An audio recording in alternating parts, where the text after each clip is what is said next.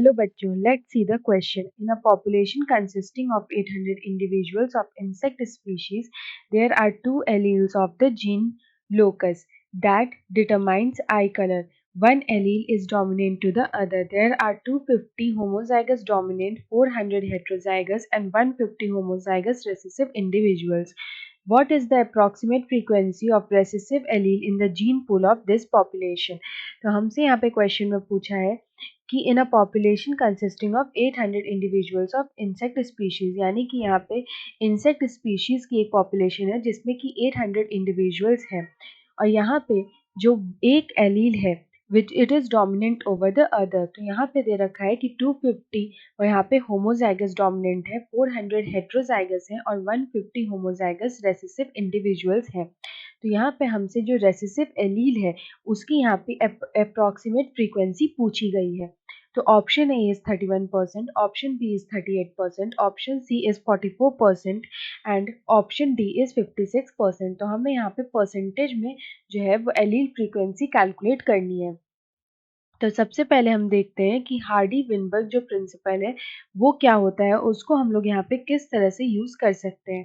तो अगर हम हार्डी विनबर्ग प्रिंसिपल की यहाँ पे बात करें तो ये वर्क करता है under the condition of random mating. जब पॉपुलेशन में यहाँ पे रैंडम मेटिंग होती है तो यहाँ पे जो है वो इक्विलिब्रियम एस्टैब्लिश होता है and equilibrium is established between frequency of the gene। तो यहाँ पे ये इक्विलिब्रियम जो स्टैब्लिश होता है it remains constant over generation to generation. तो यहाँ पे हम इसका जो फॉर्मूला है वो देख लेते हैं। तो हार्डी विनबर्ग प्रिंसिपल का फॉर्मूला होता है p² + q² + 2pq = 1 which is constant. तो यहाँ पे हम देखते हैं कि जो P है ये रिप्रेजेंट करता है कैपिटल A यानी कि डोमिनेंट एलील को। अगर हम Q की बात करें तो वो रिप्रेजेंट करता है स्मॉल a यानी कि रेसेसिव एलील को, और जो PQ है ये रिप्रेजेंट करता है यहाँ पे capital A small a allele which is heterozygous allele को।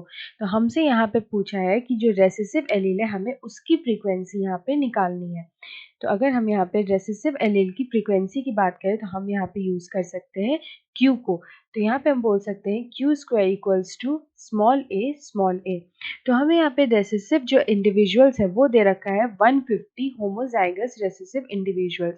तो यहाँ पे टोटल इंडिविजुअल्स हैं 800 जिसमें कि जो रेसेसिव इंडिविजुअल्स हैं वो है 150। तो यहाँ पे इसकी फ्रीक्वेंसी हो जाएगी 150/800। तो हम लोग यहाँ पे लिख सकते हैं कि Q² = 150/800 या फिर Q = 150/800 का अंडर रूट।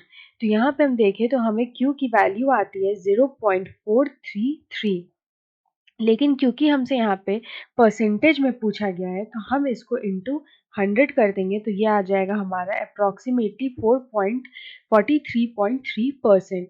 तो यहाँ पे 43.3% जो है it is very close to 44%। तो अगर हम यहाँ पे 44% देखें तो हमें ऑप्शन सी में यहाँ पे दे रखा है। So option C is the right answer. Best of luck.